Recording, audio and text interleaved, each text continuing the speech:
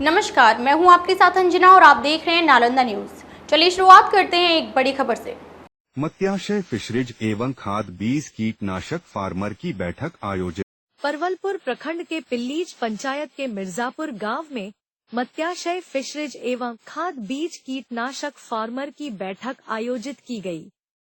इस बैठक में किसानों ने बढ़ चढ़कर हिस्सा लिया और अपने अनुभवों को साझा किया।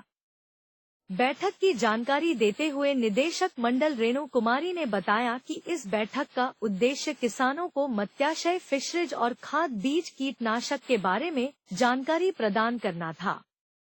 उन्होंने कहा कि हमारा उद्देश्य किसानों को अपने खेतों में उत्पादकता बढ़ाने के लिए आवश्यक जानकारी और संसाधन प्रदान करना है।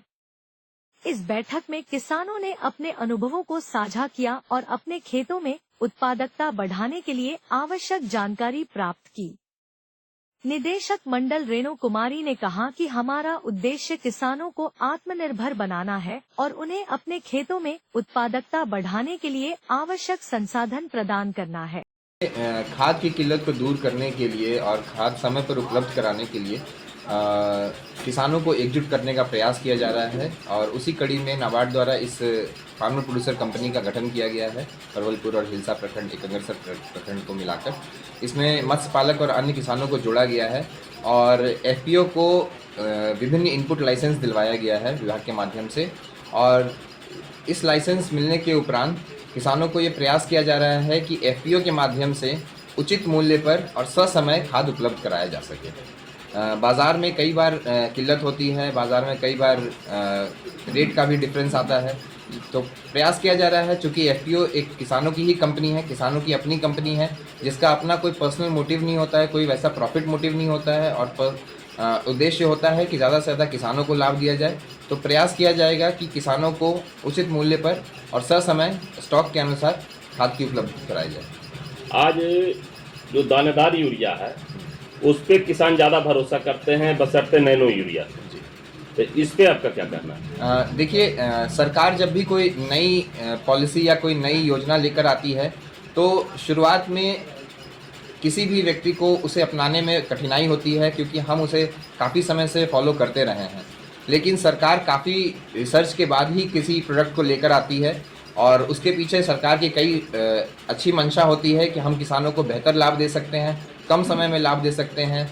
तो इसी के तहत सरकार द्वारा नैनो यूरिया और नैनो डीएपी जैसे उत्पाद लेकर आई है। धीरे धीरे किसानों को प्रयास किया जा रहा है कि वो अपनाएं।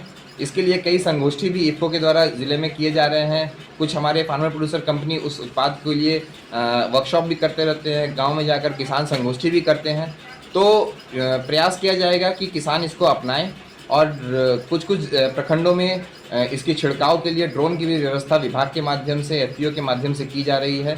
तो प्रयास किया जाएगा कि जल्द से जल्द किसान इसको अपनाएं। यानी आपका कहना है कि जो नैनो में किसान के साथ ये बैठक की है क्योंकि अगले सीजन में हम लोग मई से फर्टिलाइज़र और कीटनाशक और बीज का लाइसेंस हो गया था, तो उस पर किसान को सुविधा देने के लिए किए। मगर बीच में हम लोग को बिचौलिया ये हो जाता है जो हम लोग को आगे बढ़ने नहीं देता है, वो कमज़ोर समझता है। तो उसी को बीच में हुआ कि हम लोग आपसी बैठक करें, किसान के साथ भी मेल करें कि हम लोग बीच वाले जो डीलर होते हैं या बिचौलिया होते हैं उससे हम दूर कैसे हों, हमें हिम्मत कैसे आवे कि हम उस पर आगे काम करें और हमारे किसान को जितना सस्ता दर हो सके कि बिचौलियों के हाथ न लगे, जितना दर सस्ता हो सके उतना पर हम किसान को खाद उपलब्ध करा सकें। इस संगठन में कितने अभी सदस्य हैं?